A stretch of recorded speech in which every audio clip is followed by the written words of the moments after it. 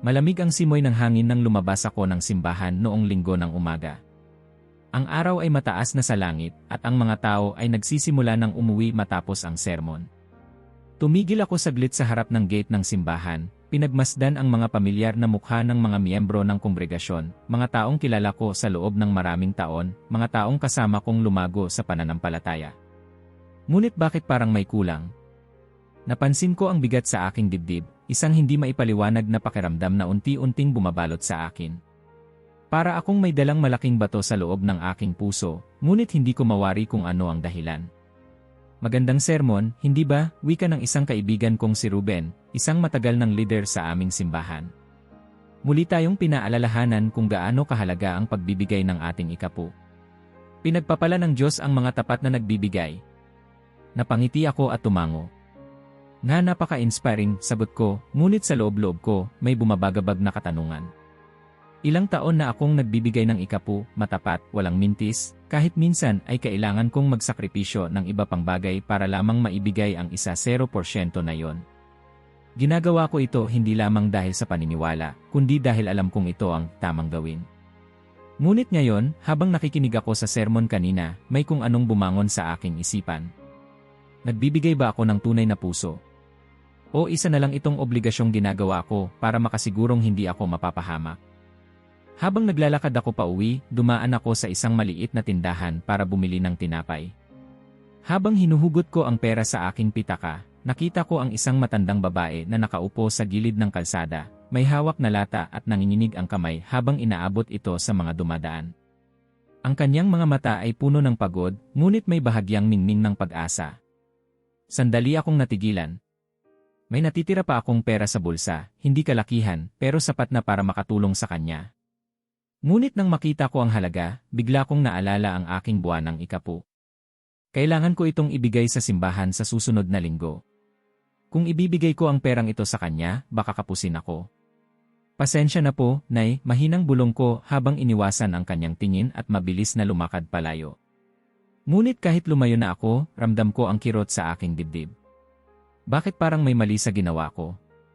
Pag-uwi ko sa bahay, umupo ako sa aking mesa at tumitig sa maliit na sobre kung saan ko inilalagay ang aking ikapu. Mahigpit ang hawak ko rito, ngunit sa loob-loob ko, tila may bumubulong na tanong. Talaga bang ito ang nais ng Diyos? O ginagawa ko lang ito dahil natatakot akong mawalan ng pagpapala? Napabuntong hininga ako. Hindi ko alam ang sagot. Ngunit isang bagay ang sigurado, hindi ko pa lubos na nauunawaan ang tunay na kahulugan ng pagbibigay. Walang kamalay-malay, ang sagot sa aking katanungan ay malapit ko nang matuklasan sa isang paraang hindi ko kailanman inasahan. Bago magsimula, mag-subscribe ka na sa channel at i-like ang video para hindi mo makaligtaan ang anumang detalye ng kwentong ito na kahanga-hanga. Ang mundo sa paligid ko ay tila naging mas tahimik habang nagmamaneho ako pauwi. Ang tunog ng makina, ang mahihinang ingay mula sa radyo, pati na ang mahihinang pag-uusap ng mga taong nadaanan ko, lahat ay parang naging malabo, parang nasa ilalim ako ng tubig. Ang isip ko ay lumilipad, puno ng mga tanong na hindi ko kayang sagutin. Bakit hindi ko maalis sa isipan ko ang matandang babae sa kalsada? Bakit ang simpleng sermon tungkol sa ikapu ay tila may ibang epekto sa akin ngayon?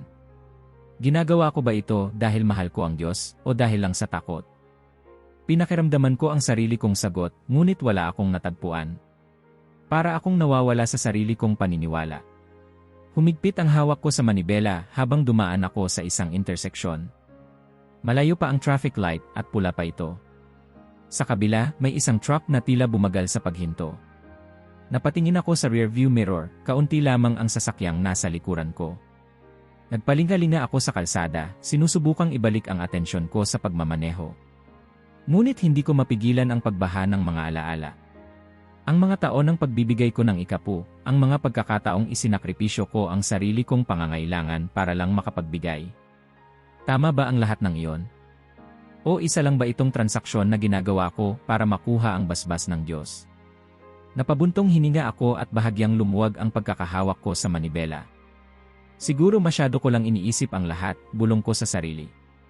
Ngunit bago pa man ako makatapos ng pangungusap sa aking isipan, may isang tunog na agad nagpabalik ng buong atensyon ko sa realidad. Biip! Biip! Napalingon ako sa kaliwa. Isang dambuhalang truck ang mabilis na paparating. Diyos ko! Isang iglap lang. Napakabilis. Ang susunod na nangyari ay isang bagyong bumalot sa akin. Ang matinis na tunog ng preno. Ang nakakabinging pag-ungol ng makina. Ang nakakayanig na tunog ng bakal na bumabangga sa bakal. Ang marahas na pag-ikot ng mundo sa paligid ko. Parang bumagal ang lahat. Nakita ko ang windshield na nagkakabitak-bitak, ang airbag na sumabog sa harapan ko, at ang mga maliliit na basag na salamin na lumilipad sa ere na parang maliliit na bituin. Narinig ko ang sigaw ng mga tao sa paligid, ngunit parang nasa ilalim sila ng tubig, malayo, hindi ko maunawaan ang sinasabi nila. Isang matinding puwersa ang tumama sa akin mula sa kaliwa. Ang buong katawan ko ay natapon pa kanan, at ramdam ko ang sakit sa bawat hibla ng aking laman. Sumabog ang ilaw sa paningin ko, isang puting liwanag na pumuno sa buong mundo.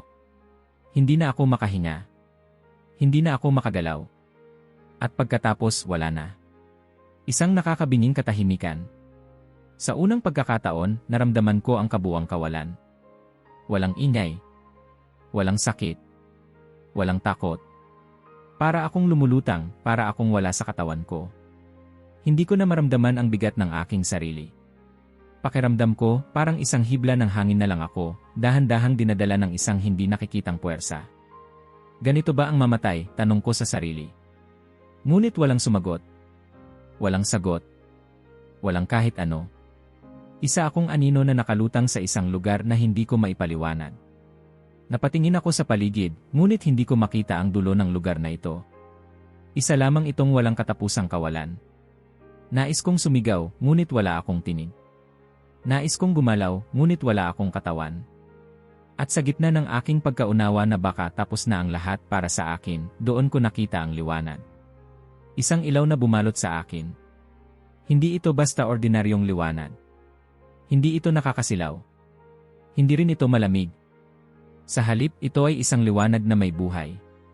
At sa sandaling iyon, alam kong ito na ang simula ng isang bagay na hindi ko kailanman naisip na mararanasan. Wala. Isang malawak, tahimik, at walang katapusang kawalan. Hindi ko na maalala kung sino ako, kung nasaan ako, o kung paano ako napunta rito. Ngunit isang bagay ang sigurado, hindi na ako nasa mundo. Unti-unti, isang liwanag ang lumitaw sa harapan ko. Hindi ito gaya ng liwanag ng araw, ni ng ilaw mula sa mga lampara. Hindi rin ito ang tipikal na liwanag na nakikita natin kapag binubuksan natin ang ating mga mata. Ito ay buhay. Ang ilaw na ito ay hindi lamang basta liwanag, kundi isang pakiramdam ng kapayapaan, ng pagkakumpleto, ng isang yakap na hindi mo kailanman nalasap sa buong buhay mo. Para bang nililinis nito ang bawat takot, bawat kirot, bawat pangamba na kailanman ay bumagabag sa akin. At pagkatapos nagising ako. Pero hindi ito ang dati kong mundo. Isang lugar na hindi ko kayang ilarawan. Walang langit, walang lupa, walang pader, ngunit alam kong may espasyo. Ang paligid ko ay puno ng kumikislap na liwanag, hindi lang basta puti, kundi isang halo ng kulay na hindi ko pa kailanman nakita sa lupa. Ito ba ang langit? Ang aking katawan ay parang wala ngunit nariyan. Pakiramdam ko ay lumulutang ako, ngunit sabay din ay parang nakatayo sa isang matibay na lugar. Napatingin ako sa aking mga kamay. Naroon sila, buo, ngunit mas magaan parang hangin. Mas malinaw, ngunit tila gawa sa liwanag. At bago pa man ako magtanong kung ano ang nangyayari, naroon siya. Isang presensya. Hindi ko kailangang tumingin. Hindi ko kailangang lumingon. Alam ko kung sino siya. Si Jesus. Hindi ko maipaliwanag kung paano ko nalaman, ngunit sa sandaling lumitaw siya sa harapan ko, ang buong pagkatao ko ay nag-alab sa isang pakiramdam ng pagkaunawa, ng kilalanin, ng isang koneksyon na hindi ko kailanman nadama sa buong buhay ko. Hindi ko kailangan ng paliwanag. Alam kong siya yon. Napakabagal ng paggalaw niya, ngunit sa bawat hakbang, ramdam ko ang panginginig ng aking kaluluwa. Hindi ako makagalaw. Hindi ako makapagsalita. At sa sandaling nagtagpo ang aming mga mata, ako ay bumagsak sa aking mga tuhod. Parang hindi ko kinaya ang kanyang presensya. Ang kanyang tingin ay parang liwanag na bumabalot sa akin, isang apoy na tumatagos sa bawat bahagi ng aking pagkatao. Ngunit hindi ito isang tingin ng galit o panunumbat, ito ay tingin ng dalisay na pag-ibig. At doon ko naranasan ang pinakanakakatakot at pinakamahalagang bagay sa buong buhay ko. Ang pagiging lubusang hubad. Hindi pisikal. Hindi sa mata ng tao. Kundi sa mata ng Diyos. Alam niya ang lahat ng bagay tungkol sa akin. Bawat lihim kong kinimkim. Bawat pagkakamali kong itinago. Bawat kasalanang pilit kong binigyang katwiran. Alam niya. At walang paraan para itago ang alinman sa mga ito. Pakiramdam ko'y isa akong aklat na ganap na binuklat sa harapan niya. Napakaliit ko sa harapan niya. Parang wala akong halaga. Ngunit kahit ganito ang nararamdaman ko, hindi ako nakaramdam ng pagtanggi mula sa kanya. Sa halip ramdam ko ang isang pagmamahal na hindi ko pa kailanman naranasan. At saka siya nagsalita. Alam mo ba kung bakit ka naririto? Ang kanyang tinig ay hindi isang ordinaryong tinig. Ito'y tunog ng tubig na dumadaloy, ng hangin na pumapawi sa bagyo, ng kidlat na bumabagsak sa kalangitan. Ito ay mahinahon ngunit makapangyarihan. Subalit, hindi ako makasagot. Sinubukan kong bumuka ang aking bibig, ngunit walang lumabas na salita. Hindi ko alam ang sagot. Bakit nga ba ako narito? Hindi ba dapat patay na ako? Hindi ba tapos na ang lahat? Tumingin ako sa kanya, sinusubukang basahin ang kanyang mukha. Ngunit kahit hindi siya nagagalit, nararamdaman ko ang bigat ng kanyang presensya. Hindi ko po alam di. Ang tinig ko ay halos isang bulong. Parang isang bata na nahuli sa kasalanan, ngunit hindi alam kung paano ipapaliwanag ang sarili. Muling nagsalita si Jesus, ngunit sa pagkakataong ito, mas banayad ang kanyang tono. Ipapakita ko sa iyo. At bago pa ako makapagtanong kung ano ang ibig niyang sabihin, biglang nagbago ang paligid. Ang mga kulay ay nagsimulang magsanib-sanib. Ang liwanag ay unti-unting lumabo hanggang sa ang tanging natira ay ang aking buhay. Sa harapan ko, parang isang pelikula na nagpaikot-ikot, nakita ko ang bawat bahagi ng aking nakaraan, maliwanag, malinaw, at walang tinanggal. Nakita ko ang aking pagkabata, ang mga panahong masaya ako sa piling ng pamilya ko. Nakita ko rin ang mga panahong naging makasarili ako, ang mga pagkakataong sinaktan ko ang iba sa aking mga salita. Nakita ko ang bawat sandali ng aking buhay, bawat desisyong ginawa ko, bawat taong binigo ko, bawat pagkakataong ipinagwalang bahala ko ang tinig ng Diyos. At sa bawat eksena, napansin ko ang isang bagay. Nariyan siya. Sa bawat panahon ng aking buhay, si Jesus ay nariyan. Nang ako'y umiiyak sa isang sulok, iniwan ng mga kaibigan, nariyan siya. Nang ako'y nakagawa ng maling desisyon, pilit niya akong tinatawag pabalik, nariyan siya. Nang ako'y nag-alay ng aking ikapu, ngunit puno ng pagmamataas, nariyan siya. At habang pinapanood ko ang sariling buhay ko, isang katotohanan ang tumagos sa puso ko. Sa lahat ng panahon, hindi ko siya lubos na nakilala. Akala ko alam ko ang tungkol sa kanya. Ngunit hindi ko talaga siya nakilala. At iyon ang pinakamalaking pagkakamali ko sa buhay. Ang bigat ng pagkaunawang ito ay bumalot sa akin, at hindi ko na napigilan ang aking sarili. Ako'y lumuhod at napaiyak. Para akong bata na hindi alam kung paano tatanggapin ang isang bagay na hindi ko nararapat matanggap. Ngunit kahit ganoon, naroon siya. Nakahawak. Naghihintay. At sa loob ng aking puso, isang bagong tanong ang bumangon. Ano ang ipapakita niya sa akin pagkatapos nito? Nananatili akong nakaluhod, halos hindi na makahinga sa bigat ng presensyang bumabalot sa akin. Ang init ng liwanag ni Jesus ay hindi tulad ng sikat ng araw, ito ay mas malalim, mas buhay, at tila may kapangyarihang tumatagos sa aking kaluluwa. Hindi ko alam kung ano ang susunod na mangyayari, ngunit sa loob-loob ko, alam kong hindi ko na maitatago ang anumang bagay sa kanya. Ipapakita ko sa iyo, wika niya, at sa isang iglap, nagbago ang lahat. Mula sa kanyang paligid, isang malinaw na larawan ang lumitaw, hindi ito isang ordinaryong eksena, kundi isang salamin na tila bumabalot sa akin. Hindi ko makita ang sarili kong refleksyon. Sa halip, nagsimula itong magpakita ng aking buhay, unti-unting bumubukas na parang isang pelikulang hindi ko kailanman pinanood noon. Una kong nakita ang sarili kong bata pa, masaya, walang iniintinding problema. Nasa loob ako ng simbahan, masigasig na nakikinig sa pastor habang hinihigpitan ang hawak sa maliit kong sobre ng pera. Naalala ko ito, isa sa mga unang beses kong nagbigay ng ikapu. Noon, wala akong ibang nais kundi mapasaya ang Diyos. Walang takot, walang iniisip na kapalit, tanging dalisay na pananampalataya. Ngunit biglang nagbago ang eksena. Mula sa inosenteng batang iyon, mabilis akong tumanda sa salamin.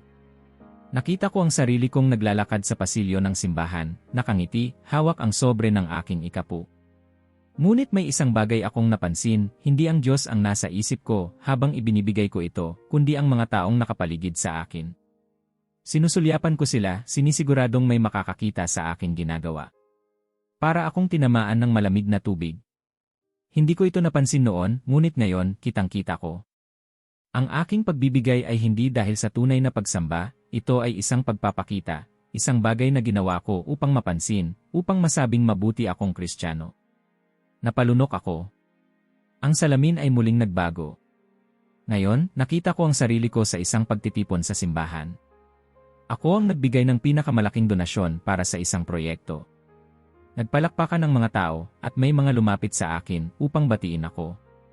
Ang mukha ko sa eksena ay puno ng kasiyahan, ngunit ngayon ko lang napansin ang dahilan kung bakit ako masaya. Hindi ito dahil nakatulong ako. Hindi ito dahil naluwalhati ko ang Diyos. Masaya ako dahil napansin ako ng mga tao. Para akong tinusok sa dibdib. Ang eksena ay nagbago muli. Nakita ko ang mga panahong ako'y naglingkod sa simbahan, mga event na tinulungan ko, mga taong binigyan ko ng oras. Ngunit sa bawat eksena, isang bagay ang lumitaw na hindi ko kailanman nakita noon. Ang tunay na motibo sa likod ng aking ginagawa ay hindi pagmamahal kundi pagkilala. Ginawa ko ba ang mga bagay na ito dahil mahal ko ang Diyos? O dahil gusto kong mapansin? Tumindi ang sakit sa loob ko. Hindi ko na kayang panoorin ang sarili kong nakaraan. Gusto kong ilihis ang tingin ko, ngunit parang may pumipilit sa akin upang harapin ang katotohanan. At narinig ko ang tinig ni Jesus, malalim, ngunit puno ng kahinahunan. Ginawa mo ang tama, ngunit hindi mo ako kailanman nakilala. Dumagundong ang mga salitang iyon sa loob ko. Muling nagbago ang eksena. Nakita ko ang mga panahong nanalangin ako sa Diyos, ngunit may kasamang kondisyon. Panginoon, ibibigay ko ang ikapu ko, basta pagpalain mo ako. Susunod ako, pero bigyan mo ako ng masaganang buhay. Para pala akong isang negosyante sa harap ng Panginoon. Ang pananampalataya ko ay naging isang transaksyon. Ang aking pagsunod ay hindi batay sa pagmamahal kundi sa takot. Natakot akong mawalan ng biyaya. Natakot akong hindi pagpalain. Natakot akong maparusahan. At sa sandaling iyon, naunawaan ko ang isang bagay na mas masakit kaysa sa kahit anong bagay na nakita ko sa salamin. Hindi ko kailanman tunay na minahal ang Diyos. Ang ginawa ko sa buong buhay ko ay sundin ang mga alituntunin upang tiyakin na hindi ko mawawala ang kanyang pagpapala. Sumunod ako hindi dahil gusto ko siyang mapasaya, kundi dahil gusto kong siguraduhin na hindi ako mapapahamak. Isang matinding hapdi ang bumalot sa puso ko. Para akong pinutulan ng hininga. Napayuko ako, hindi na makatingin sa salamin. Hindi ko kinaya ang katotohanan iyon. Narinig ko ang mahina kong tinig, halos isang bulong lamang. Patawad, Panginoon. At naramdaman ko ang isang kamay sa aking balikat. Banayad. Mahinahon. Ngunit puno ng kapangyarihan. Nang tingalain ko siya, nakita kong hindi siya galit. Hindi siya tumatalikod. Hindi siya lumalayo. Sa halip, naroon siya, nakatingin sa akin ng may habag at pagmamahal. Anak, wika niya, hindi ko ipinakita ang mga ito upang parusahan ka, kundi upang palayain ka. Napasinghap ako. Palayain? Tumingin siya sa akin, at sa mga mata niya, nakita ko ang isang bagay na hindi ko kailanman nakita sa aking pananampalataya noon. Isang bagong simula. Dahil hindi kita tinawag upang maging isang alipin ng mga ritual, patuloy niya, kundi upang makilala mo ako ng tunay. At sa sandaling iyon, parang may isang matinding bigat na bumagsak mula sa aking balikat. Hindi ko pa lubos na naiintindihan ang ibig sabihin ng lahat, ngunit alam kong may isang bagay na nagbago sa akin. At bago ko pa man maiproseso ang lahat ng ito, muling nagbago ang paligid. Mula sa madilim na refleksyon ng aking nakaraan, isang bagong liwanag ang bumalot sa akin. At alam kong hindi pa tapos ang paglalakbay ko. Nanatili akong nakaluhod sa harapan ni Jesus, habang ang mga huling imahe ng aking buhay ay naglalaho sa salamin. Ang sakit ng katotohanang natuklasan ko ay tila isang sugat na hindi ko alam kung paano magagamot. Ang bigat sa aking dibdib ay hindi pa rin nawawala, ngunit sa kabila ng lahat, may isang kakaibang pakiramdam na unti-unting lumilitaw, isang uri ng pagpapalaya na hindi ko pa nararanasan noon. Anak, muling nagsalita si Jesus, at sa kanyang tinig, naramdaman ko ang kanyang habag. Ngayon ay ipapakita ko sa iyo ang isang bagay na matagal mong hindi nauunawaan. Muli akong napatingin sa kanya, at sa isang iglap, nagbago ang paligid. Wala na ang salamin. Sa halip, isang bagong tanawin ang lumitaw, isang lumang templo, may mga taong nakaupo sa loob. Nakilala ko agad ang eksenang ito. Ito ang aking simbahan. Nakita ko ang sarili kong nakaupo sa isa sa mga upuan sa gitna, mahigpit na hawak ang sobre ng ikapu sa aking kamay. Ang aking noo ay kunot, tila iniisip kung paano ito makakaapekto sa aking pinansyal na sitwasyon sa linggong iyon. Mula sa pulpito, ang pastor ay masigasig na nangangaral. Kapag ikaw ay tapat sa iyong ikapu, bubuksan ng Diyos ang mga durungawan ng langit at ibubuhos ang kanyang pagpapala sa iyo. Nakita ko ang aking sarili na tumango, hinihigpitan ang hawak sa sobre, at sa huling pagkakataon bago ito ihulog sa kahon, ibinulong ko sa aking isipan. Sana bumalik ito sa akin ng doble. Sa sandaling iyon, ang bigat sa aking dibdib ay lalong tumindi. Napapikit ako, napagtanto kung paano ako nahulog sa ganitong klase ng pananampalataya, isang pananampalatayang hindi nakabatay sa pagmamahal, kundi sa transaksyon. Muli akong lumingon kay Jesus. Ang kanyang mga mata ay puno ng kahinahunan, ngunit ramdam ko ang bigat ng kanyang sasabihin. Anak, hindi tungkol sa pera ang ikapu. Parang isang kidlat ang mga salitang iyon sa akin. Napakunot ang aking noo. Ngunit, Panginoon, mahina kong tugon, hindi ba ito ang itinuro sa amin? Na ang ikapu ay isang utos, isang pagsunod sa iyo, upang matanggap namin ang iyong pagpapala. Bahagyang ngumiti si Jesus. Nais ko ang iyong puso, hindi ang iyong kayamanan. Muli akong napatingin sa sarili kong nakaraan, sa eksenang nasa loob ng simbahan. Doon ko nakita ang tunay na ugat ng aking pag-aalay, hindi ito ginawa dahil sa tunay na pananampalataya, kundi dahil inaasahan ko ang kapalit nito. Ang bawat sentimong inilagay ko sa sobre ay nagkaroon ng timbang sa aking isip, isang piraso ng perang ibinigay upang makatanggap ng mas malaking halaga pabalik. Hindi ko kailanman tunay na pinagkatiwalaan ng Diyos. Sa halip, sinubukan kong kontrolin ang kanyang pagpapala sa pamamagitan ng aking pagbibigay. Anak, malumanay na wika ni Jesus, ang tunay na pagbibigay ay hindi nasusukat sa halaga ng pera, kundi sa lawak ng iyong pagtitiwala sa akin. Hindi ko na napigilan ang pagbagsak ng aking luha. Patawad, Panginoon. Naramdaman ko ang bigat sa aking balikat na unti-unting nawawala, ngunit kasabay nito, ang isang matinding kahihiyan ay bumalot sa akin. Napakarami kong taon na sinayang, bulong ko, halos hindi marinig ang sarili kong tinig. Napakarami kong taon na ginugol sa pagsunod sa batas, ngunit hindi ko kailanman naunawaan ang tunay mong layunin. Lumapit si Jesus at inilagay ang kanyang kamay sa aking balikat. Hindi ko ipinapakita ito upang ipahiya ka, kundi upang palayain ka. Napahagulgol ako. Gaano katagal akong nabuhay sa maling paniniwala? Gaano katagal kong inisip na ang pananampalataya ay isang serye ng transaksyon, sa halip na isang relasyon? Ito ang dahilan kung bakit napapagod ka, patuloy ni Jesus. Sinusubukan mong makuha ang aking pabor sa pamamagitan ng iyong gawa, sa halip na tanggapin ito ng walang bayad. Muli, parang isang malaking bato ang natanggal sa aking puso. Napagtanto ko kung gaano ako kadalas gumamit ng pananampalataya bilang isang kasangkapan para sa sarili kong kapakinabangan. Sinunod ko ang lahat ng patakaran, iniwasan ang lahat ng bawal, at nagbigay ng tapat, ngunit hindi kailanman buong-buo ang tiwala ko sa Diyos. Ang bigat ng aking buhay espiritual ay hindi dahil sa Diyos, kundi dahil sa sarili kong pagnanais na tiyakin ang kanyang pagpapala sa pamamagitan ng aking sariling pagsisikap. Hindi pala ito tungkol sa kung gaano ako kabait. Hindi pala ito tungkol sa kung gaano ako karelihiyoso. Hindi pala ito tungkol sa kung gaano karaming pera ang naibigay ko. Ito ay tungkol sa isang bagay na mas malalim, ang tiwala. Tahimik akong nakayuko, ninanamnam ang katotohanan iyon. Ngunit kahit tila natapos na ang pagbubunyag, alam kong may iba pang dapat ipakita si Jesus sa akin. Muling nagsalita si Jesus. May isa pa akong ipapakita sa iyo. Muli akong napatingala sa kanya. Ang kanyang mga mata ay puno ng kabutihang loob, ngunit sa ilalim ng kanyang tingin, may isa pang bagay akong naramdaman, isang panibagong bigat na kailangan kong harapin. Hindi pa ito tapos. At sa sandaling iyon, muling nagbago ang paligid. Ang liwanag sa paligid ko ay nagsimulang maglaho, pinalitan ng isang anino na hindi ko inaasahan. Alam kong ang susunod na ipapakita niya sa akin ay isang bagay na hindi ko gustong makita. Ngunit wala na akong magagawa kundi harapin ito.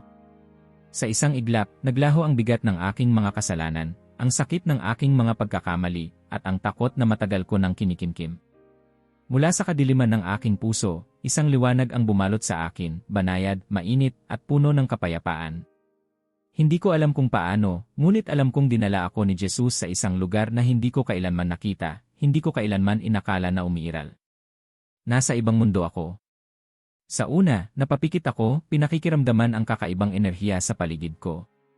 Walang bigat, walang pagod, walang anino ng pag-aalinlangan. Para akong naliligo sa isang liwanag na hindi masakit sa mata, ngunit buhay, isang liwanag na tila humahaplos sa bawat hibla ng aking kaluluwa. Dahan-dahan kong iminulat ang aking mga mata. At doon, nasilayan ko ang isang tanawing hindi kayang ilarawan ng salita. Ang langit ay puno ng mga kulay na hindi ko pa kailanman nakita, mga asul at gintong kumikislap, mga bahagharing lumulutang sa ere, mga sinag ng liwanag na parang humihinga at sumasayaw sa ritmo ng isang hindi nakikitang musika. Hindi ito basta langit, kundi isang buong daigdig na puno ng buhay. Ang hangin ay sariwa, ngunit higit pa sa pagiging malinis, ito ay parang may dalang musika, may himig na hindi nagmumula sa anumang instrumento, kundi mula sa mismong kalikasan. Sa bawat paghinga ko, pakiramdam ko'y napupuno ang aking puso ng saya at kapayapaan na hindi ko pa kailanman nadama noon. At sa unahan, may isang lambak, isang hardin na hindi ko kailanman nakita sa mundo. Ang damo ay kasing luntian ng mga dahon sa unang patak ng ulan, at ang mga bulaklak ay kumikislap na tila gawa sa mismong liwanag. Sa gitna ng tanawin, may isang ilog, malinaw na parang salamin, dumadaloy sa pagitan ng mga batong nagliliwanag na parang hiyas. Habang pinagmamasdan ko ang lahat ng ito, napansin ko na hindi ako nag-isa. Sa malayo may mga tao. At hindi lang basta mga tao, sila ay nagliliwanag, hindi dahil sa anumang bagay sa kanila, kundi dahil sa isang malalim at tunay na kagalakan.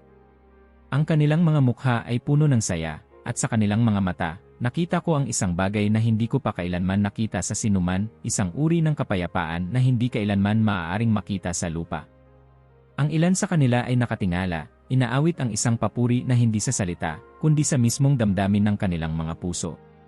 Ang iba naman ay nag-uusap, tumatawa, sumasayaw sa isang ritmo na tila bahagi ng mismong kalangitan. Walang lungkot. Walang pangamba. Walang kahit anong bakas ng takot o sakit. At doon, sa gitna ng hardin, nakita ko siya. Si Jesus. Nakatingin lamang siya sa akin, tahimik, ngunit ang kanyang tingin ay puno ng kahulugan. Hindi niya ako tinanong, hindi siya nagsalita, hinayaan lang niya akong maramdaman ang lahat ng ito.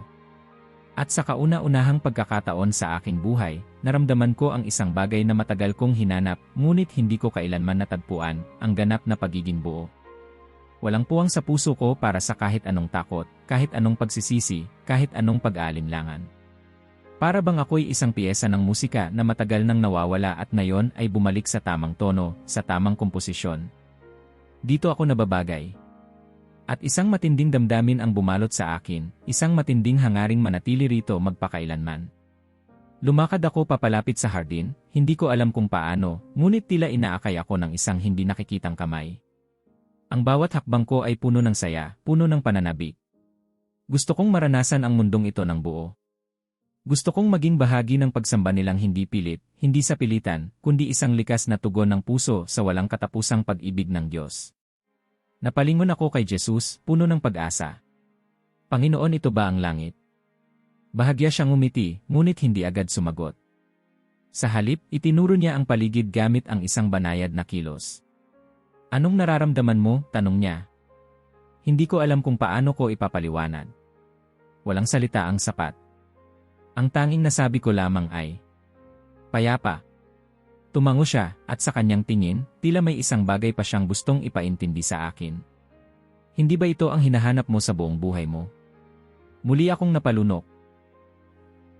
Lahat ng pagsusumikap ko, lahat ng pagsunod sa mga patakaran, lahat ng pag-aalay ko ng ikapu, lahat ng pagsunod ko sa relihiyon, lahat ng ito, sa kaibuturan ng aking puso, ay may isang layunin, ang matiyak na makararating ako rito. Ngunit hindi ko kailanman naisip na ganito pala ito. Hindi ito isang gantimpala ng mga gawa, hindi ito isang bagay na maaaring bilhin ng pagiging relihiyoso. Ito ay isang buhay na puno ng tunay na relasyon sa Diyos. At habang pinagmamasdan ko ang mga taong naroon, mga taong tila nabubuhay sa kabuuan ng kagalakan ng Diyos, napansin ko ang isang bagay na muli na namang tumagos sa aking puso. May mga mukha akong kilala.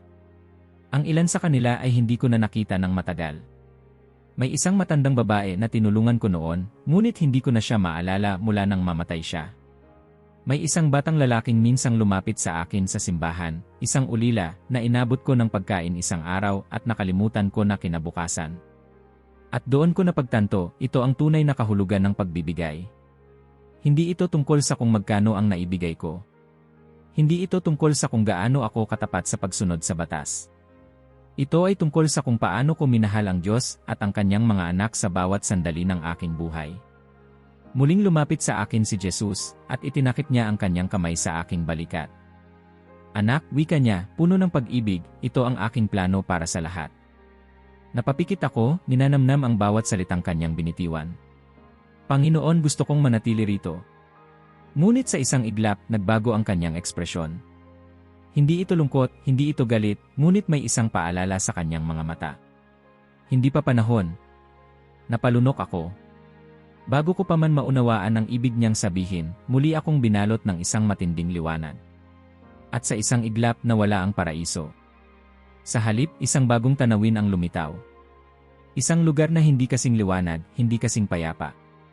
At sa sandaling iyon, bago pa lumubog sa akin ang bagong realidad, isang malamig na takot ang dahan-dahang bumalot sa aking puso. Dahil alam kong hindi ko magugustuhan ang susunod kong makikita. Biglang naglaho ang liwanag. Ang kapayapaan, ang musika, ang mga kulay na pumuno sa aking kaluluwa, lahat ng iyon ay tila isang panaginip lamang na biglang naputol.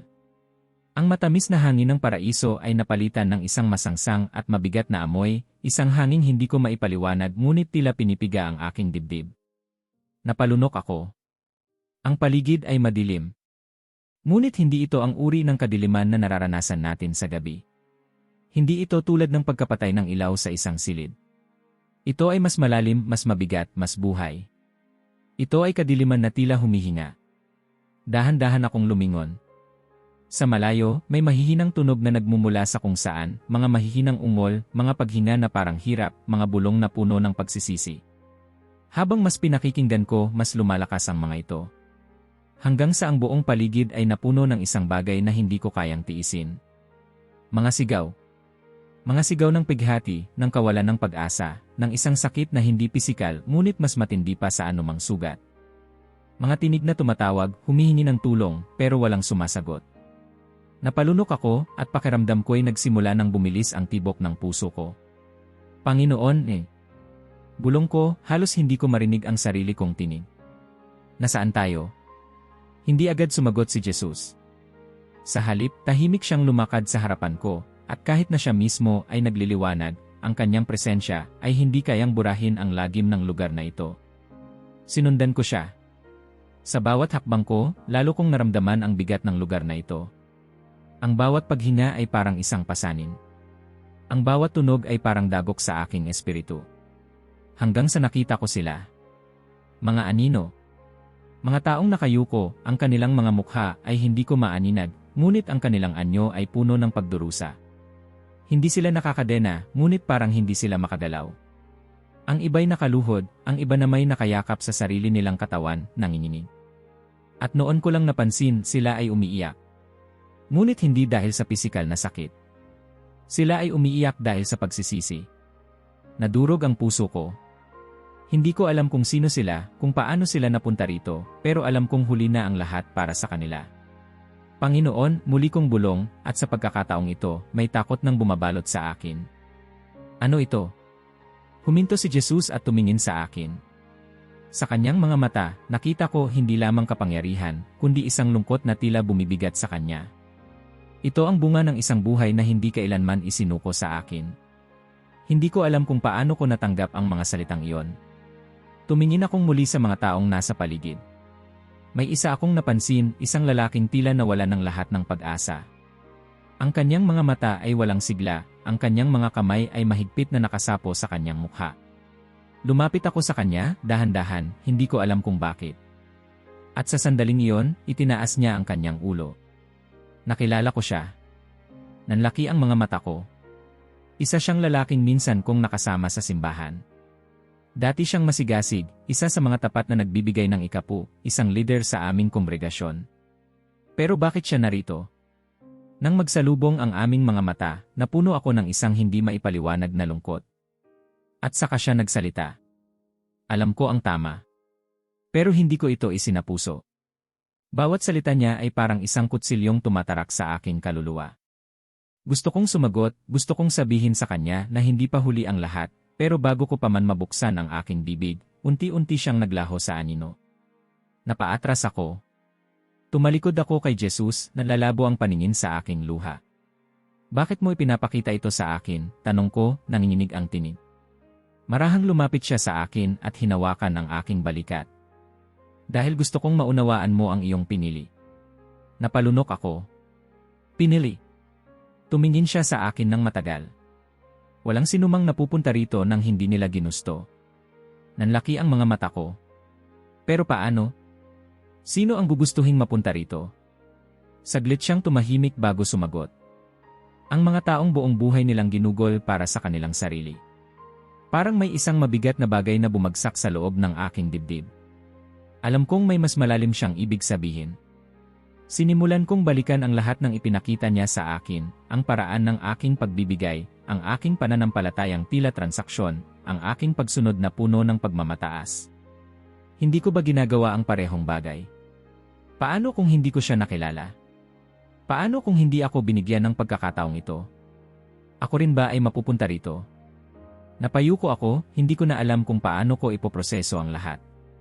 At sa sandaling iyon, muli akong nakaramdam ng isang takot, hindi lang takot sa lugar na ito, kundi takot sa katotohanang muntik na akong mapabilang dito. Hindi mo kailangang pumili ng ganitong landas, muling wika ni Jesus, puno ng habag.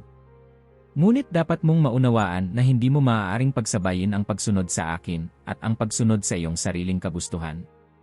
Sa mga salitang iyon, parang may nagbuka sa aking isip. Buong buhay ko, pilit kong kinokontrol ang lahat, ang aking pananampalataya, ang aking pagsunod, kahit ang aking pag-aalay. Gusto kong tiyakin na ang lahat ng ginagawa ko ay may kapalit, may gantimpala, may kasiguruhan. Ngunit ngayon, malinaw na sa akin ang lahat. Ang Diyos ay hindi isang Diyos ng transaksyon. Siya ay isang Diyos ng relasyon. At sa harap ko, kitang-kita ko kung ano ang nangyayari kapag ang isang tao ay namuhay sa relihiyon, ngunit hindi kailanman nagkaroon ng tunay na relasyon sa Kanya. Dahan-dahan kong iniangat ang aking mukha, at sa unang pagkakataon mula nang dumating ako rito, naramdaman kong mas handa na akong tanggapin ang katotohanan. Muli akong tumingin kay Jesus. Panginoon, ayoko nito. Bahagya siyang ngumiti. Kung gayon, oras na para piliin mo kung paano mo gugugulin ang natitirang oras mo.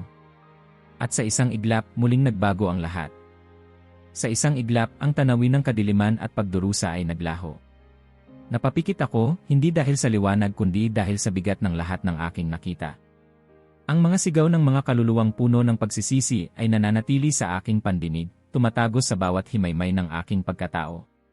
Hindi ko kailanman malilimutan ang lalaking nakilala ko, ang kanyang mga mata, ang kanyang tinig na puno ng panghihinayang. At alam kong, kung hindi dahil sa awa ng Diyos, maaaring ako rin ay naging tulad niya. Dahan-dahan akong nagmulat ng mata. Nakatayo ako sa isang lugar na hindi ko agad maunawaan, wala ng anino, wala ng sigaw, wala ng bigat ng kasalanan. Sa halip, may isang kakaibang katahimikan na bumalot sa akin. Sa gitna ng katahimikang ito, naroon si Jesus, nakatayo sa aking harapan, nakatingin sa akin nang may isang ekspresyon na hindi ko agad mabasa. Hindi ako sigurado kung ano ang dapat kong sabihin. Ano ang dapat kong gawin pagkatapos ng lahat ng iyon? Pero bago pa ako makahanap ng mga salita, siya na mismo ang nagsalita. Ngayon alam mo na. Napatingin ako sa kanya, at sa unang pagkakataon, wala na akong nais sabihin kundi isang bagay lang, Panginoon, patawad. Alam kong nakita niya na ang puso ko'y durog, ang aking espiritu'y basag. Alam kong wala akong maitatago sa kanya, kaya't hindi na ako nagpilit ng mga paliwanag. Alam kong hindi na ito tungkol sa aking mga nagawa, kundi sa aking pagpili. Tahimik akong lumuhod. Anong gusto mong gawin ngayon? Tanong niya, ngunit hindi ito isang simpleng tanong. Alam kong ito ang sandaling magtatakda ng aking kapalaran. Lumingon ako sa paligid. Hindi ko alam kung nasaan ako, ngunit isang bagay ang malinaw, hindi pa ito ang katapusan ko. Dahan-dahan akong nagtaas ng tingin sa kanya. Gusto ko pong mabuhay para sa'yo.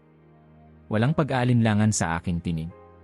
Wala nang pagdadalawang isip, wala nang pagtatalo sa aking isipan. Sa unang pagkakataon sa aking buhay, alam ko kung ano ang tunay na gusto ko. Tumingin siya sa akin, at sa kanyang mga mata, nakita ko ang isang sagot na hindi niya kailangang bigkasin. Kung gayon, bumalik ka. Bago pa man ako makapagtanong kung ano ang ibig niyang sabihin, bigla kong naramdaman ang isang bagay na hindi ko pa nararanasan dati. Para akong hinihila pabalik. Isang puwersang hindi ko maipaliwanag ang humigop sa akin, hindi masakit, hindi nakakatakot, pero malakas. Parang may kung anong humahatak sa akin mula sa loob, binabalik ako sa isang direksyon na hindi ko pa lubos na nauunawaan. Unti-unting lumabo ang imahe ni Jesus. Ang paligid na kanina'y napakapayapa ay nagsimulang umikot, parang isang alon ng enerhiya ang bumalot sa akin.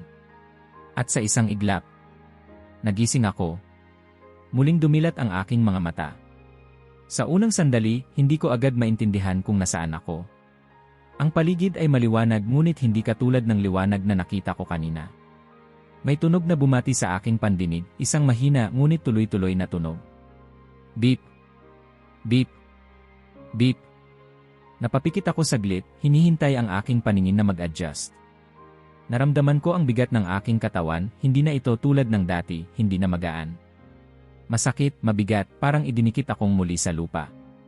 Maya-maya, isang mahihinang bulungan ang narinig ko sa paligid. Diyos ko, gising siya. May mga kamay na humawak sa akin, may tunog ng pagmamadali, may isang bagay na humaplos sa aking mukha. Dahan-dahan akong lumingon at nakita ko ang isang mukha, isang doktor, nakatitig sa akin ng parang hindi makapaniwala. Gising ka, halos pabulong niyang sabi. Dapat imposible ito. Narinig ko ang pagsinghot ng isa pang boses mula sa kabilang panig ng kama. Akala namin hindi ka na magigising. At noon ko lang napagtanto, ako'y nasa isang ospital. Nasa isang kama ako, may mga tubo sa aking braso, may makina sa tabi ko. Dahan-dahan kong ginalaw ang aking daliri, tinatantya kung kaya kong igalaw ang katawan ko. Naramdaman ko ang sakit, hindi malubha, ngunit sapat para ipaalala sa akin na totoo ang lahat ng ito. Ngunit hindi ito isang panaginip. Namatay ako. At ngayon buhay ako muli. Hindi ko na malayan ang pagdaloy ng aking mga luha. Hindi dahil sa sakit, kundi dahil sa alam kong hindi na ako kailanman magiging katulad ng dati. Sa tabi ko, may isang nurse na umiiyak. Sabi ng mga doktor, wala nang pag-asa pero tingnan mo, buhay ka. May isa pang dumating, isang mas matandang doktor, nakapamulsa at halatang hindi makapaniwala. Hindi ito lohikal.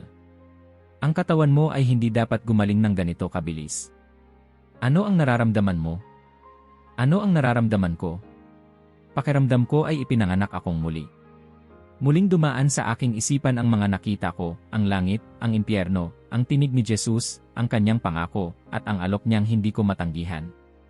At sa pagkakataong ito, hindi na ako maaaring magbalik sa dati kong buhay. Doktor, mahina kong tinig, halos hindi ko pa kilala ang sarili kong boses.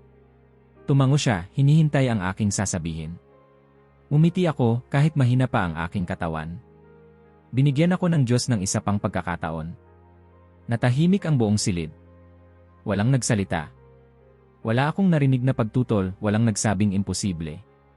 Sa halip, sa kanilang mga mata, nakita ko ang parehong bagay na naramdaman ko. Ang himala. At isang bagong simula. Habang tinatanaw ko ang mundo mula sa bintana ng ospital, alam kong wala na akong babalikang lumang buhay. Ang lungsod ay pareho pa rin, ang mga sasakyan ay patuloy na bumubusina, ang mga tao ay nagmamadali sa kanilang mga gawain, at ang araw ay sumisikat tulad ng dati. Ngunit sa aking paningin, lahat ay nagbago. Hindi ito ang parehong mundo na iniwan ko. O marahil ako ang nagbago.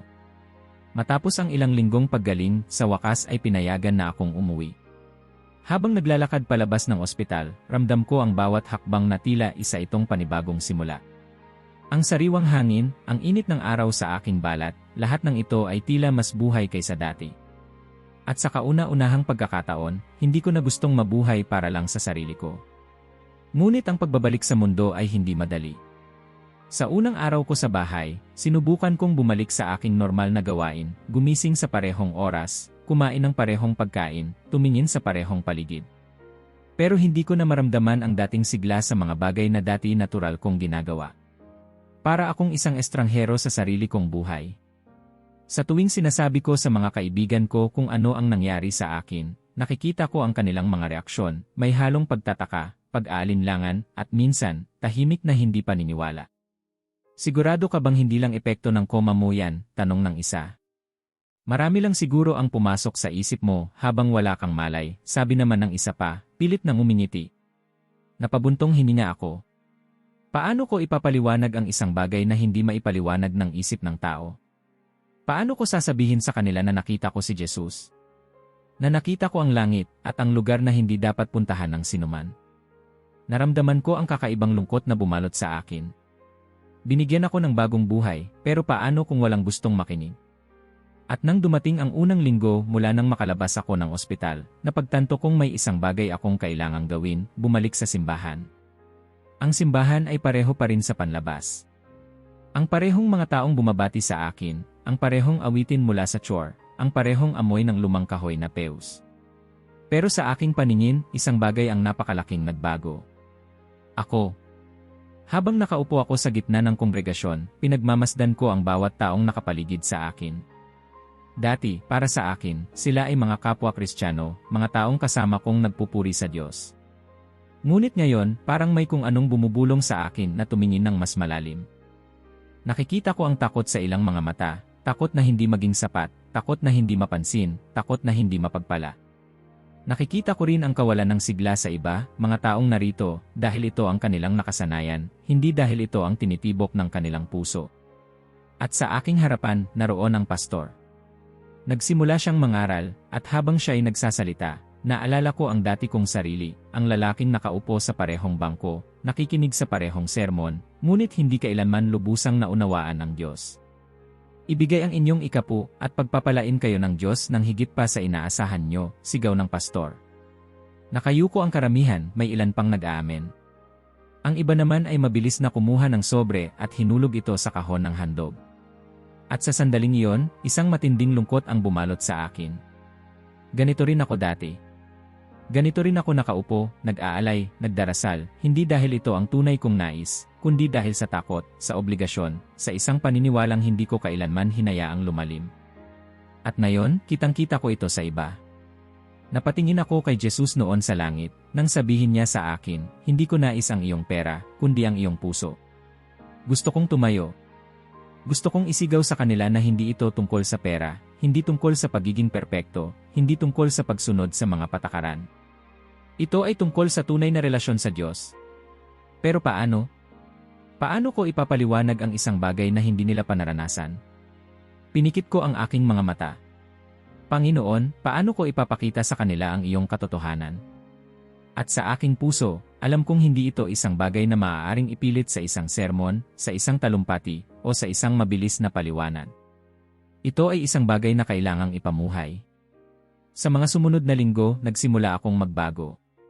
Hindi lang sa paraan ng aking pananampalataya, kundi sa aking kilos, sa aking pagtrato sa iba. Ang pagbibigay ko ay hindi na dahil sa takot na hindi pagpalain, kundi dahil sa kagustuhang maging pagpapala sa iba. Ang aking pananalangin ay hindi na dahil sa pangangailangang sundin ang isang ritual, kundi dahil nais ko talagang makausap ang Diyos. At unti-unti, napansin ng iba ang pagbabago. Isang kaibigan ko sa simbahan ang lumapit sa akin isang araw. Napansin ko, parang iba ka na. Hindi ka na tulad ng dati. Ano ba talaga ang nangyari sa'yo? Napangiti ako. Nagising ako. Nagising. Tumango ako. At napagtanto kong noon, kahit andito ako sa simbahan, kahit ginagawa ko lahat ng tama, tulog pala ako. Natahimik siya.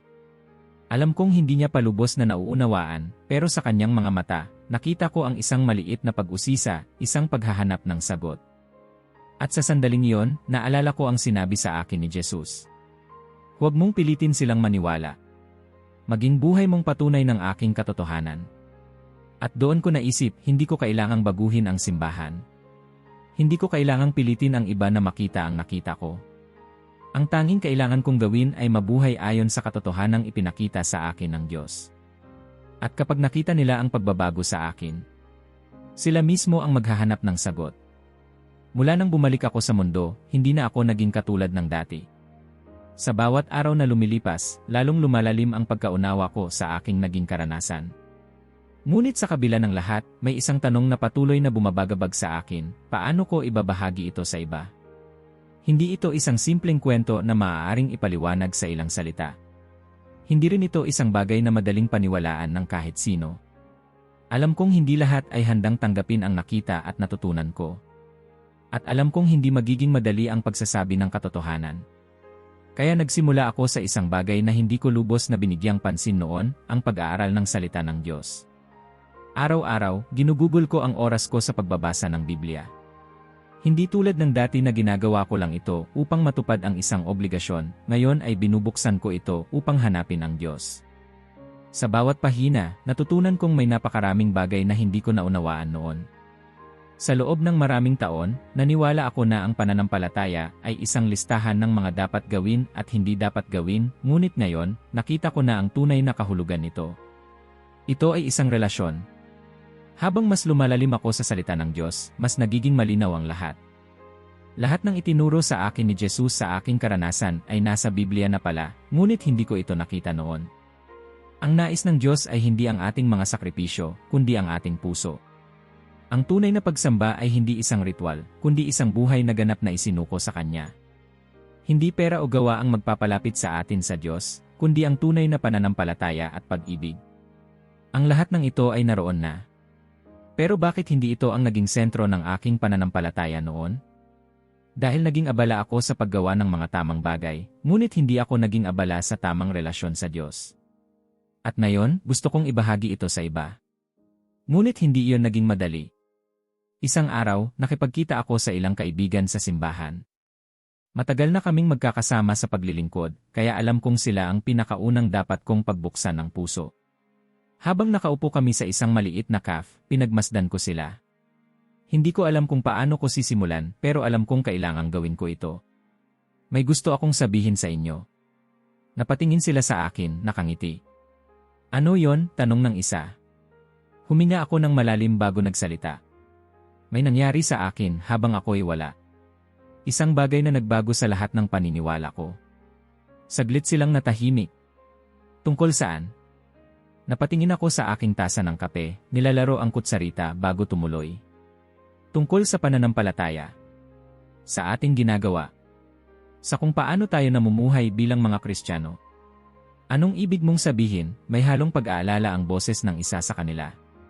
Dahan-dahan kong sinabi sa kanila ang tungkol sa aking karanasan, kung paano ko nakita si Jesus, kung paano niya ipinakita sa akin ang katotohanan tungkol sa ikapu, sa pagsamba, at sa tunay na relasyon sa Diyos. Habang nagsasalita ako, napansin kong nagbago ang ekspresyon nila. Ang kanilang mga mata, na kanina'y puno ng interes, ay unti-unting napalitan ng pag-aalinlangan. Parang mahirap paniwalaan, bulong ng isa. Nakasisindak ang kwento mo, sabi ng isa pa, pero paano kung panaginip lang yon? Paano kung epekto lang ng koma mo? Alam kong darating ang ganitong reaksyon, pero hindi ko pa rin maitanggi ang hapdi sa aking puso. Alam ko kung ano ang nakita ko, sagot ko ng mahina. Alam kong totoo ito. Nagkatinginan sila. Isang mahigpit na katahimikan ang bumalot sa amin. Isa sa kanila ang nagbuntong hininga. Pero paano mo ipapaliwanag ang lahat ng itinuro sa atin ng simbahan? Hindi ba malinaw sa Biblia na dapat tayong magbigay ng ikapu? Tumango ako. Pero ang nais ng Diyos ay hindi lang ang ating pagbibigay, kundi ang ating puso sa pagbibigay. Hindi tungkol sa pera, kundi tungkol sa pagtitiwala. Hindi tungkol sa pagsunod sa batas, kundi tungkol sa tunay na pagsuko. Tahimik sila. May halong pagkalito sa kanilang mga mata. Alam kong hindi ko sila agad makukumbinsi. Hindi ko naman talaga gustong kumbinsihin sila, ang gusto ko lang ay sabihin ang katotohanang natutunan ko. Ngunit sa sandaling iyon, isang tanong ang bumalik sa isipan ko, dapat ko ba talagang ipagpatuloy ito? May makikinig ba? Nagkamali ba ako sa pagsasalita? O dapat na lang akong manahimik at hayaan silang mabuhay sa paniniwalang kinalakhan nila? Sa loob ng ilang araw pagkatapos ng pag-uusap na iyon, napuno ako ng pag-aalinlangan. Hindi lang ako tinanggihan ng ilang kaibigan, kundi may ilan ding tila umiiwas sa akin. Ang ilan ay hindi na bumabalik sa aking mga mensahe. Naisip ko, baka mali ako. Baka hindi ko na dapat ipagsiksikan ang katotohanan ito. Hanggang sa isang gabi, habang nagdarasal ako, biglang bumalik sa akin ang tinig ni Jesus. Maging buhay mong patunay ng aking katotohanan. Hindi niya sinabi noon na pilitin kong ipaliwanag ang lahat. Hindi niya sinabi na kailangan kong kumbinsihin ang lahat. Ang sinabi niya lang ay mabuhay ayon sa katotohanan. At doon ko naintindihan. Hindi ko kailangang ipaglaban ito gamit ang mga salita lamang. Kailangan ko itong ipakita sa pamamagitan ng aking buhay. At simula sa gabing iyon, nawala ang aking pag-aalinlangan. Alam kong hindi ko maaasahang agad akong paniwalaan ng lahat. Alam kong may ilan na tatanggi, may ilan na iiwas, may ilan na hindi pa handang makinig. Pero alam ko rin na may ilan na magtataka. May ilan na magsisimulang magtanong. At kapag nakita nilang totoo ang aking pagbabago, kapag nakita nilang ang aking pananampalataya, ay hindi na isang listahan ng obligasyon, kundi isang buhay na ganap na isinuko sa Diyos, sila mismo ang maghahanap ng sagot. At sa sandaling iyon, hindi na ako natakot na ipagpatuloy ang aking misyon. Dahil hindi ako nag-iisa. Isang linggo ng umaga, natanggap ko ang tawag na magbabago sa lahat. Gusto ka raw kausapin ng pastor, sabi ng isang kaibigan mula sa simbahan. Hinahanap ka niya. Napakunot ang noo ko. Hindi ko inaasahan ito. Mula nang bumalik ako, naramdaman kong may ilang tao sa simbahan ang naging malamig sa akin, lalo na matapos kong subukang ibahagi ang aking karanasan. Hindi ako sigurado kung ito ay isang mabuting senyales o isang babala. Dahan-dahan akong pumasok sa opisina ng pastor. Nakaupo siya sa harap ng kanyang mesa, may hawak na isang maliit na notebook. Tumingala siya sa akin at mumiti. Narinig ko ang tungkol sa iyong kwento, Anya. May mga nagsasabi na nagbago ka. Tumango ako. Pastor. Marami po akong natutunan sa panahong iyon. Sumandal siya sa kanyang upuan, pinagmasdan ako ng matagal bago muling nagsalita. Gusto kitang bigyan ng pagkakataon. Anong ibig ninyong sabihin? Nalalapit na ang ating taunang pagtitipon tungkol sa pagbibigay, sagot niya. Gusto kong magsalita ka sa harap ng kongregasyon, pag-usapan mo kung ano ang natutunan mo tungkol sa tunay na kahulugan ng ikapu at pagiging mapagbigay. Napatigil ako. Hindi ko ito inaasahan. Pastor, sigurado po ba kayo? Bahagya siyang ngumiti. Hindi ko sasabihin na naintindihan ko lahat ng sinasabi mo, pero gusto kong marinig ka. Ang puso ko'y bumilis ang tibok. Hindi ako sigurado kung kaya kong gawin ito. Alam kong maraming tao sa simbahan ang maaaring hindi magustuhan ang aking sasabihin. Ngunit naalala ko ang sinabi sa akin ni Jesus. Maging buhay mong patunay ng aking katotohanan. Hindi ako kailangang matakot. Tumango ako. Salamat, Pastor. Tatanggapin ko po ang pagkakataong ito. Dumating ang araw ng pagtitipon. Ang simbahan ay puno, higit pa sa karaniwan. Maraming pamilya ang naroon, pati na ang ilang bagong mukha na hindi ko pa nakikita noon. Ang hangin ay puno ng kasabikan, ngunit sa loob ko, ramdam ko ang pag-aalinlangan. Nasa harapan ko ang mikropono, at sa harap ko, daan-daang mga mata ang nakatutok sa akin. Huminga ako ng malalim, pinakalma ang sarili. Hindi ito tungkol sa akin. Ito ay tungkol sa katotohanan ng Diyos. Sa huli, nagsimula akong magsalita. Magandang araw sa inyong lahat, bungad ko, pilit na pinapanatili ang kapanatagan sa aking tinig. Ngayon, gusto kong ibahagi sa inyo ang isang bagay na matagal kong hindi naunawaan at isang bagay na nagbago sa aking buhay. Tahimik ang buong simbahan. Naging bahagi ako ng simbahang ito sa loob ng maraming taon, patuloy ko, at sa panahong iyon, naging tapat ako sa pagbibigay ng aking ikapu. Ginawa ko ito hindi dahil sa ayaw ko, kundi dahil naniniwala akong iyon ang tamang gawin. Nagkatinginan ang ilang tao. Alam kong marami sa kanila ang nakakaugnay sa aking sinasabi. Ngunit isang araw, natutunan ko ang isang bagay na ang tunay na pagbibigay ay hindi tungkol sa pera. Bahagyang nag-iba ang reaksyon ng mga tao. May ilan na nagpakita ng interes, ngunit may ilan din na tila nagdududa. Ang Diyos ay hindi interesado sa ating pera. Hindi niya kailangan ng ating kayamanan dahil siya mismo ang may-ari ng lahat ng bagay. Ang gusto niya ay ang ating puso. Muli kong sinulyapan ang kongregasyon. Alam kong ito ang sandali kung saan ang ilan sa kanila ay maaaring tumanggap ng aking mensahe at ang iba ay maaaring tuluyang umiwas. Nang ako'y nasa pagitan ng buhay at kamatayan, ipinakita sa akin ng Panginoon na maraming taon akong nagbigay ng hindi tunay na nagmamahal. Sinunod ko ang batas, ngunit hindi ko lubos na ipinagkatiwala ang sarili ko sa Kanya. Ginawa ko ito upang matiyak ang aking pagpapala, upang makaiwas sa takot, ngunit hindi upang tunay na ipakita ang aking tiwala. May narinig akong ilang mahihinang bulungan. Alam kong ang ilan ay naguguluhan, ngunit may ilan ding mukhang napaisip. Ang pagbibigay ay hindi isang utos na dapat sundin dahil sa takot. Ito ay isang tugon ng isang pusong nagtitiwala sa Diyos. Tumingin ako sa kanila ng diretsyo. Kailan natin huling tinanong ang ating sarili, tunay ba akong nagtitiwala sa Diyos? O sinusunod ko lang ang mga patakarang sinabi sa akin, umaasang pagpapalain niya ako dahil dito? May isang babae sa harapan na tila pinipigil ang luha. Ang iba ay tahimik, nag-iisip. Ngunit hindi lahat ay bukas sa aking sinasabi.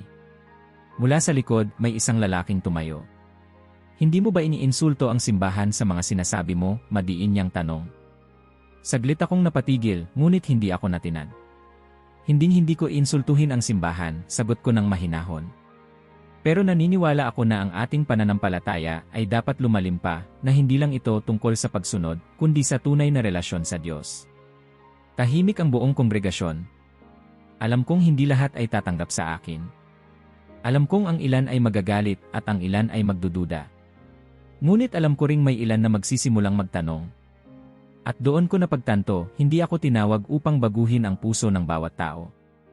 Tinawag ako upang magtanim ng binhi.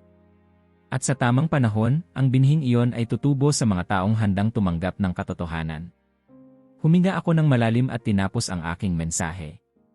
Hindi ko nais na baguhin ang inyong pananaw ng biglaan. Ang gusto ko lang ay pag-isipan niyo ito, ano ang tunay na layunin ng inyong pananampalataya. Bakit kayo nagbibigay? Dahil ba sa takot, o dahil ba tunay ninyong pinagkakatiwalaan ng Diyos? At sa huling sandali, nakita ko ang isang bagay na nagpatibay ng aking loob. May mga taong tahimik na nakayuko, tila iniisip ang kanilang sagot. At sa aking puso, alam kong iyon ang unang hakbang. Hindi kailangang paniwalaan agad ako ng lahat. Hindi kailangang tanggapin agad nila ang aking sinabi. Ang mahalaga ay nasimulan ko na. At ang Diyos na mismo ang bahala sa iba. Mula noong araw na tumayo ako sa harap ng kongregasyon, alam kong wala nang balikan. Hindi ko na kayang mamuhay tulad ng dati, hindi na ako maaaring bumalik sa isang pananampalatayang puno ng takot, ng pagsunod sa ritual, at ng pagpapanggap. Nakilala ko na ang Diyos. At higit sa lahat, natutunan kong mahalin siya ng tunay. Hindi lahat ng tao ay tumanggap sa aking mensahe. May ilan na umiwas, may ilan na tahimik na huminto sa pakikipag-usap sa akin. May mga narinig akong bulungan, nagiging radikal na siya. Ano kaya talaga ang nangyari sa kanya? Dati, ang mga salitang ganito ay maaaring nagpatigil sa akin. Dati, matatakot akong mawala ng respeto mula sa aking simbahan. Dati, marahil ay magpupumilit akong ipaliwanag ang sarili ko sa lahat, upang tiyak na maintindihan nila ako. Ngunit hindi na ngayon. Dahil naunawaan ko na. Ang Diyos ay hindi kailanman naghanap ng kasikatan o pagsang-ayon mula sa mundo. At ngayon, hindi ko na rin kailangang hanapin ang mga iyon. Sa kabila ng mga lumayo sa akin, may ilan din namang nagsimulang lumapit. Isang gabi, matapos ang isang simpleng pagtitipon sa isang maliit na grupo, may lumapit sa akin na isang lalaking matagal ko nang nakasama sa simbahan. Tahimik siyang naupo sa tabi ko, tila may gustong sabihin, ngunit hindi sigurado kung paano sisimulan. Ano sa tingin mo ang ibig sabihin ng tunay na pananampalataya? Tanong niya, halos isang bulong.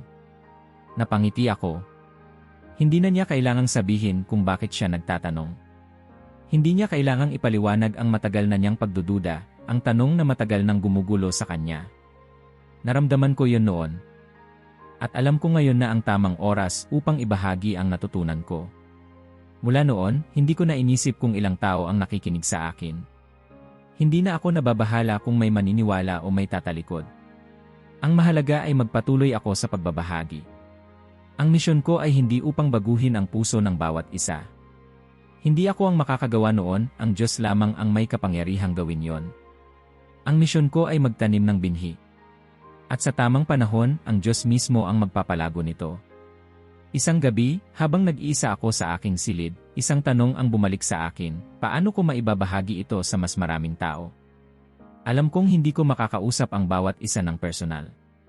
Hindi ko maaaring ipilit ang sarili kong kwento sa mga hindi pa handang makinig. Ngunit may isang bagay akong maaaring gawin. Humugot ako ng isang papel at isang panulat.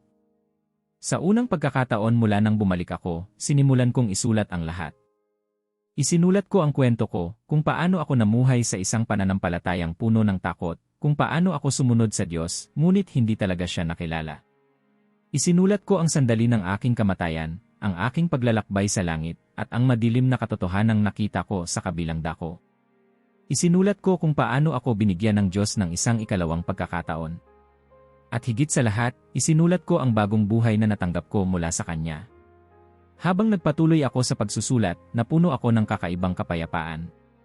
Alam kong kahit isang tao lamang ang makabasa nito at maintindihan ang katotohanan, sapat na yon. Dahil hindi ako ang bida ng kwentong ito. Si Jesus ang bida.